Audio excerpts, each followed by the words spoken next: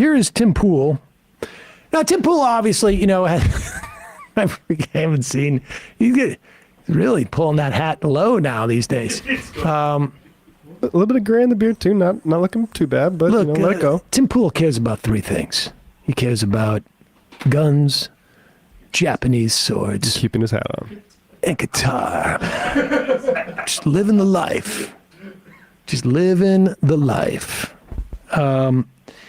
But how do you maintain this lifestyle? Well, you must always try and pretend that you have some type of like unique, fundamentally non-partisan perspective, non-ideological. He has all the politics, but no politics. And then you have a problem when it comes to the question of abortion when you have two different sides of that issue represented in the room with you. This is the thing that he probably, you know, forgot.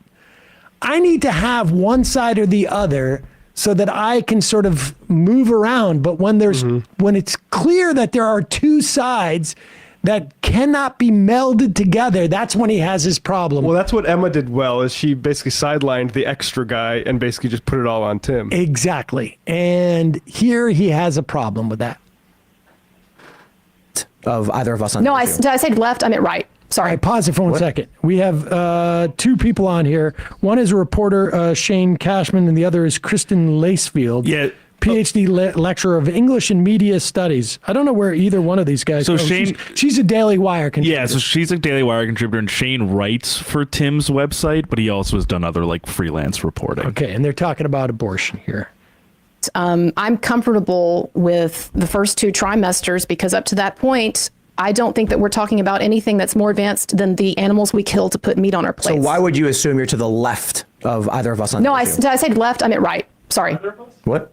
You said no, left. Yes, You're to the left. Yeah, and I think I'll say like Aren't y'all Pause it. So she is saying, now she's trying to come in and say like, I'm actually to the left of you guys on abortion.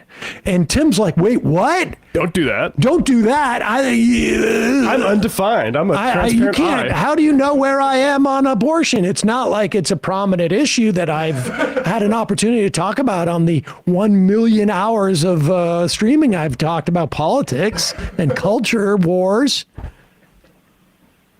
What?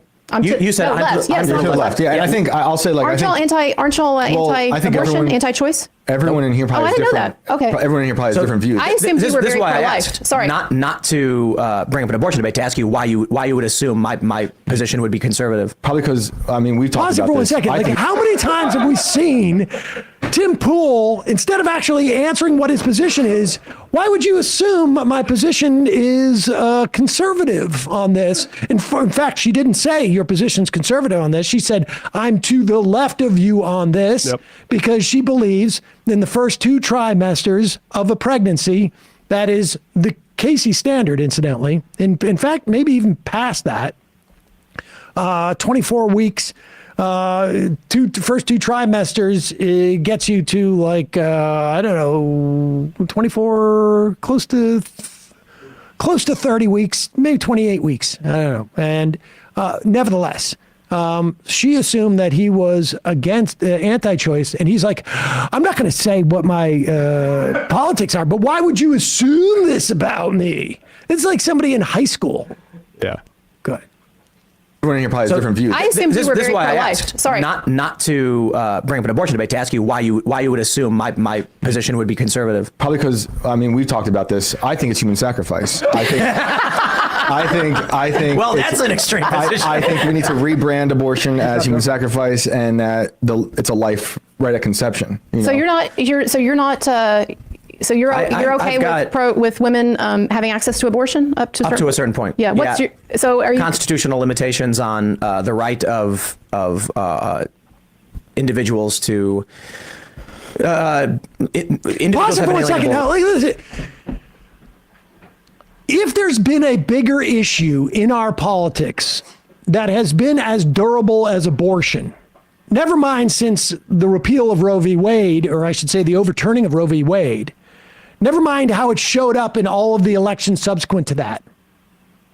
But also, it's extremely contentious, prior to that. And she's saying, what's your position on abortion?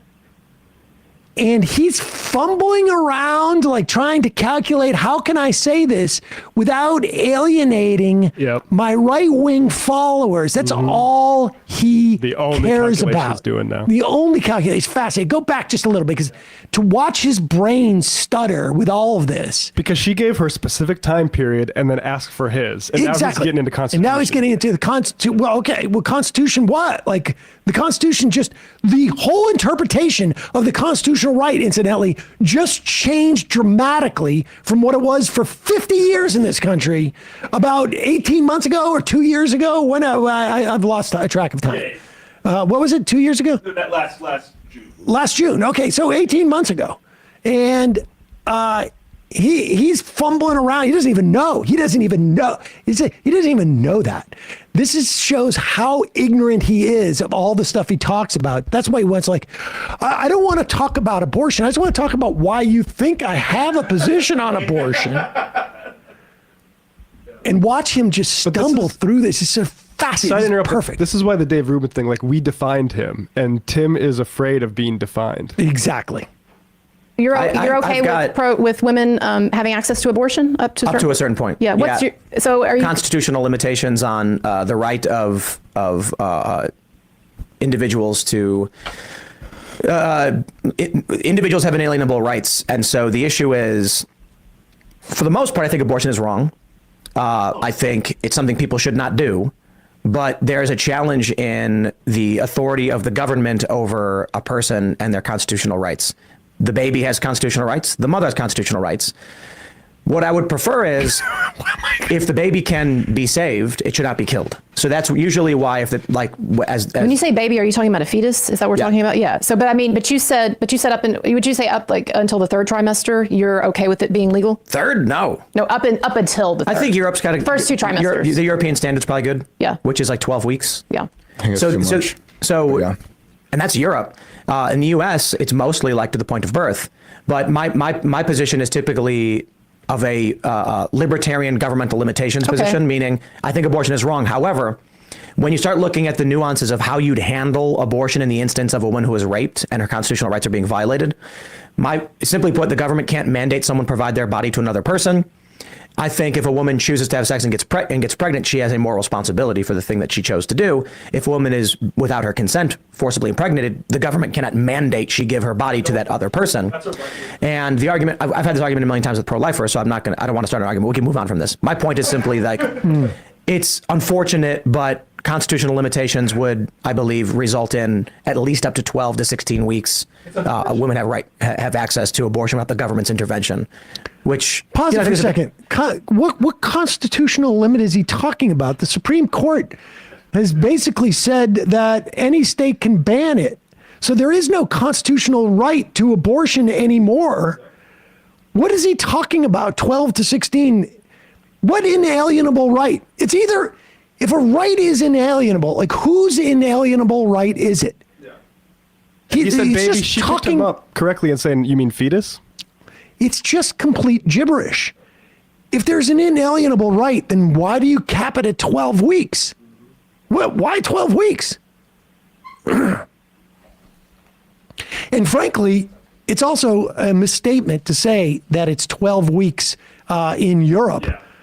In France, like they say, like 12 weeks completely without even having to raise a question. And then after that, all you basically need to do as a patient for abortion is say, I want to have an abortion because it will be, you just have to have a reason.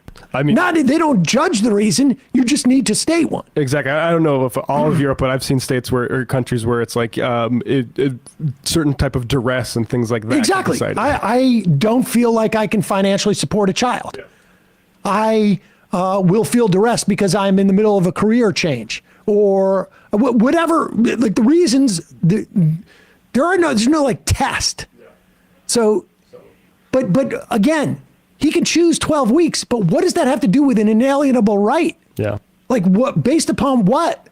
Also, even if you grant his sort of like nods to Europe or even how dishonest they are, like that is still to the right of your guest, Tim. And so you should just own that you are to the right of your guest. Exactly. Your guest has said, in terms of time, I mean, I don't know what, like he keeps like mumbo jumbling about inalienable rights. Inalienable right to so who can't abridge that? You mean a state that would limit it at 12 weeks? 12 weeks is not even like remotely like within the conversation of viability. If it's alienable, If it's like a viability issue. Go ahead. Oh, geez. Okay. Yeah. I That's gotta probably go. enough of that clip. Oh, yeah. All right. I got to go. I don't even have time to read IAMs. I got to read 3 IAMs and I got to go. Well, I set my alarm to go off 20 minutes ago and it didn't go off. During my mornings. Shoot.